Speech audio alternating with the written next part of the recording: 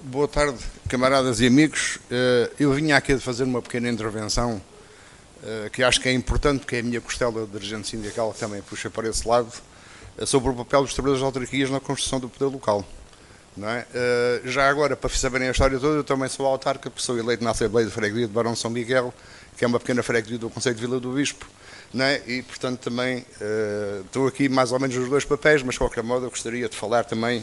sobre o papel dos trabalhadores e também, como já foi aqui referido por vários camaradas, pela Catarina e por Tiago, também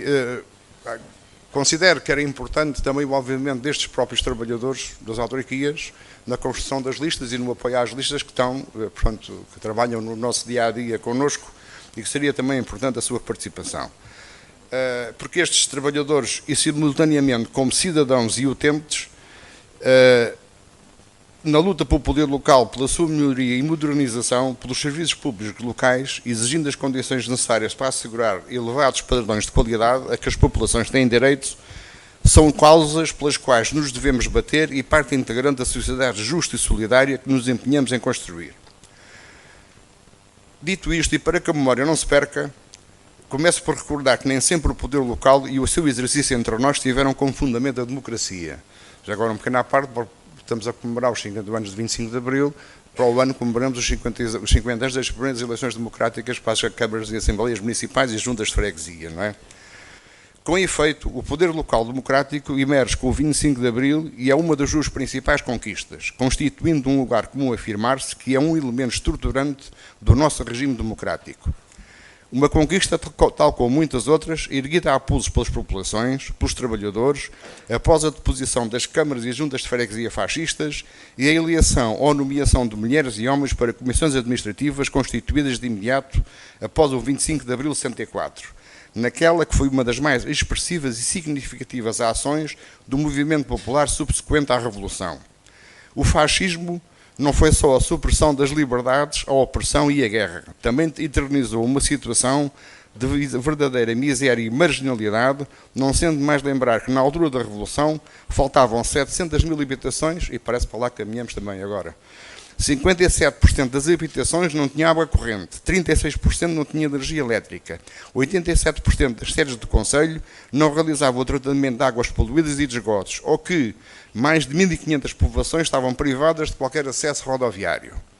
É no decurso desse pujante e extraordinário movimento que, logo nos primeiros tempos, levou a cabo profundas transformações na melhoria das condições sociais, em que a maioria da população participou com um grande entusiasmo que a Constituição da República de 76 consagra, pela primeira vez na nossa história, as autarquias locais como formas autónomas de administração e parte integrante da nova organização democrática do Estado.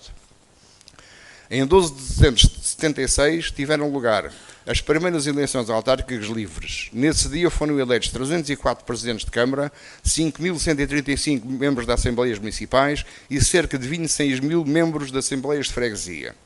Consolidava-se o poder local democrático, que implica a eleição democrática de órgãos próprios, agindo em total liberdade face a outros, com submissão apenas ao texto constitucional, às leis, aos tribunais, em sede de aplicação dessas mesmas leis e ao povo. Um regime de atribuições e competências suficientemente amplas. A existência de meios técnicos, humanos e financeiros adequados e necessários para a prossecução dos interesses das populações. E já agora um poder local que ainda falta cumprir na sua plenitude, dado que ainda não foram constituídas as regiões administrativas que estão previstas na Constituição. Cumprindo a sua missão constitucional, as autarquias locais foram criando estruturas profissionais nas diferentes áreas de intervenção que tiveram o duplo efeito de melhorar radicalmente a qualidade de vida das populações e simultaneamente contribuir decisivamente para a criação de emprego de qualidade e especializado nas diferentes regiões do país, criando quadros próprios de pessoal que chegaram a atingir os 135 mil trabalhadores em 2010 e que penso que agora em 2024 acho que andamos até no número superior a estes 135 mil. A sua ação pioneira após o 25 de abril, de uma primeira fase prioritariamente orientada para a construção de infraestruturas, foi abracando progressivamente novas áreas, por vezes até muito para além das suas próprias atribuições e competências. Se em alguns concelhos ainda hoje as autarquias constituem os principais empregadores, não é menos verdade que a sua crescente intervenção não só permitiu a acumulação de novos saberes e competências na administração local, como incentivou e impulsionou diferentes agentes económicos locais, com efeitos muito positivos no desenvolvimento local e no progresso geral do país. É, portanto, inegável o imenso património construído ao longo das últimas décadas pelo poder local democrático, e elemento que é em si a demonstração cabal da sua importância para o desenvolvimento económico e social, provando ainda, enquanto elemento focal do regime democrático, que a descentralização administrativa será autêntica e eficaz quando assenta em órgãos com autonomia, próximos das populações, diretamente eleitos e controlados por estas.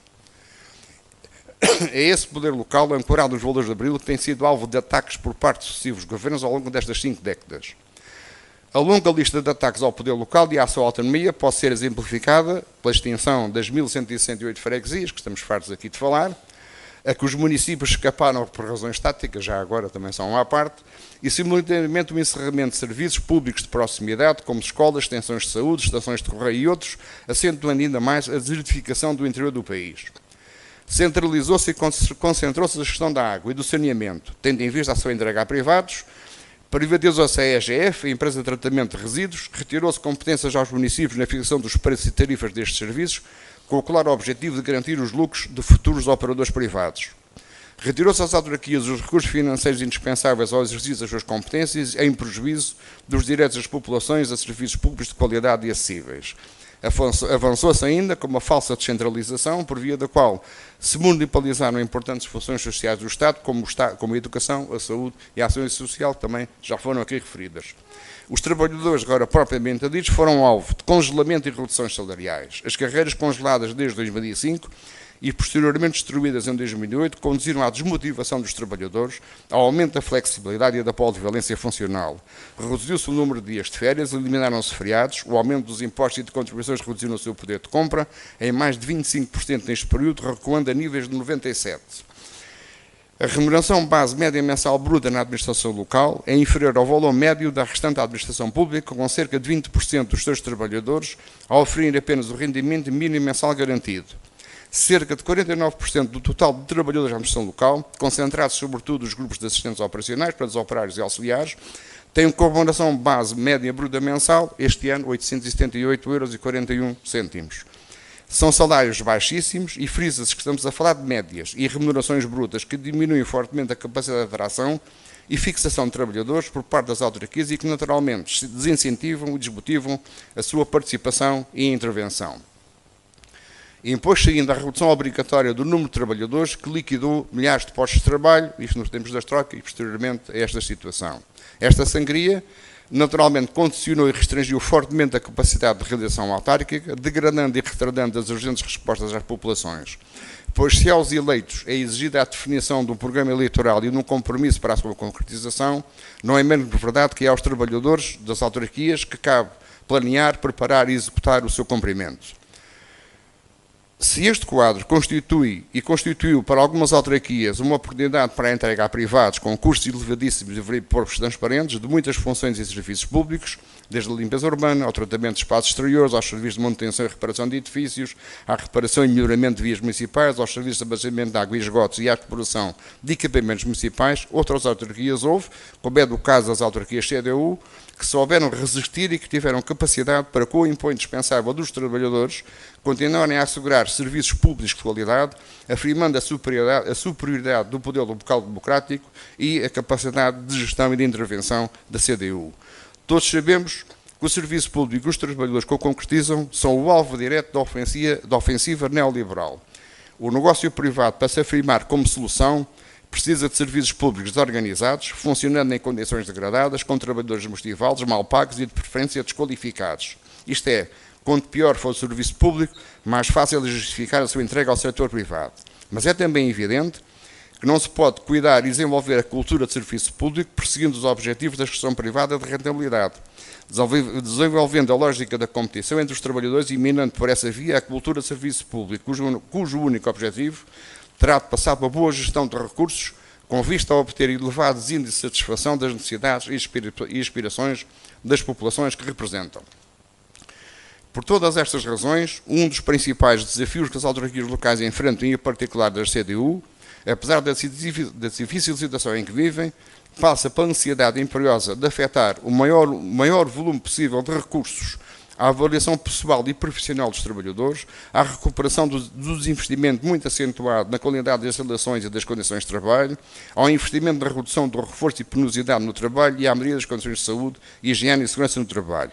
A gestão de pessoal nas autarquias tem de responder à necessidade da defesa do serviço público e da sua qualidade intrínseca. Tem de promover o emprego público com direitos, tem de mobilizar, motivar e valorizar mais a participação dos seus trabalhadores na definição dos objetivos, pois os problemas resolvem-se com e não contra os trabalhadores. Tem de se rejuvenescer os seus quadros, combater o trabalho precário, como tem sido feito pelas autarquias da CDU sempre que é possível. É urgente prosseguir no sentido de valorizar e identificar a autonomia do poder local democrático, bem como dos seus trabalhadores, aumentando salários, valorizando carreiras, combatendo a precariedade, assegurando estabilidade no desempenho das funções em prol dos serviços públicos e da qualidade para todos. Os desafios que se colocam à dimensão local são muito exigentes, mas temos de estar conscientes da nossa força e da nossa razão, pelo que seremos capazes de estar à altura dessas exigências, certos que, se assim for, estaremos a contribuir para um poder local mais democrático, mais eficaz, mais capaz de servir os interesses das populações. Nós acreditamos que o poder local tem futuro e é por esse futuro que nos bateremos nos locais de trabalho com as populações e os eleitos locais. Viva a CDU, muito obrigado.